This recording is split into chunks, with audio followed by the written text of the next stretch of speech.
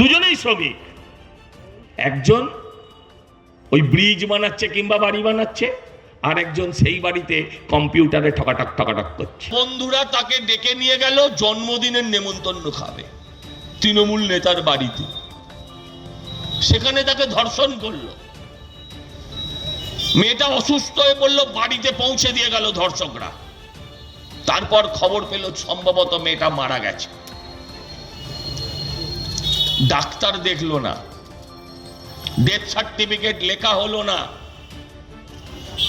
Post-mortem তো অনেক দূরের কথা।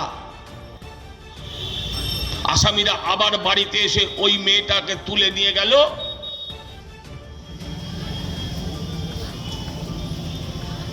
মুখ্যমন্ত্রী তার পরের দিন টিভিতে বললেন, দেখতে হবে প্রেম ভালোবাসা ছিল কিনা। এত লজ্জা লাগে, এত খারাপ লাগে, এত যন্ত্রণা হয় যে একটা 14 বছরের মেয়ে আজকে যা করছে, যে আমাকে যারা ধর্ষণ করলো, আমাকে যারা ফোন করলো, সেই মেয়েটা হয়তো আজকে হাহাকার করে বেড়াচ্ছে। এই হচ্ছে আমার পশ্চিমবঙ্গ, এই হচ্ছে আমার বাংলা, এই হচ্ছেন আমার বাংলার একজন মুখ্যমন্ত্রী। পাবলিক স্কুলে পড়তাম আমরা, এখন স্কুলের নাম হচ্ছে দিল্লি পাবলিক। স্কুলের নাম কি? কলকাতা পাবলিক। সেন্ট অগাস্টিন, নাম দাঁত ভেঙে যাবে নাম করতে। কত নাম বলবেন আপনি? যে যে আছেন শুনছেন, মনে মনে নাম বলুন। এই স্কুলগুলোয় পড়ছে কারা? রাজার ছেলেরা না, সাধারণ ঘরের বাবা মা বাধ্য হচ্ছে স্কুলগুলোতে ছেলেদের পড়াতে, কারণ সরকারি স্কুলে শিক্ষা নেই, শিক্ষক নেই, মাস্টার নেই, ব্ল্যাকবোর্ড নেই, ঘন্টা বাজানোর লোক নেই, আর আছে শুধু মিড ডে মিল,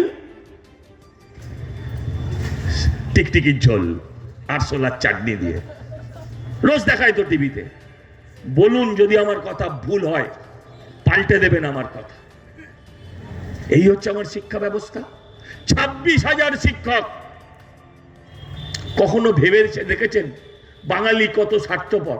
বাঙালি একবার রাস্তায় নামলো। কখন রাস্তায় নামলো?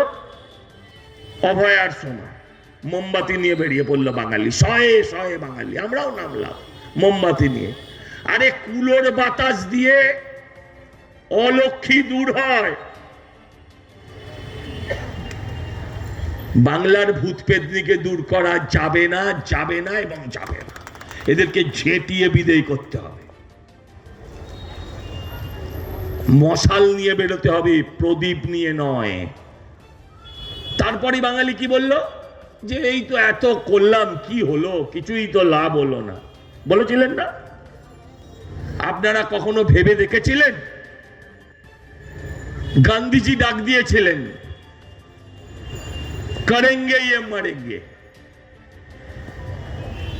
করেঙ্গেও হয়নি, মরেঙ্গেও হয়নি, কিন্তু আন্দোলন ছাড়েননি।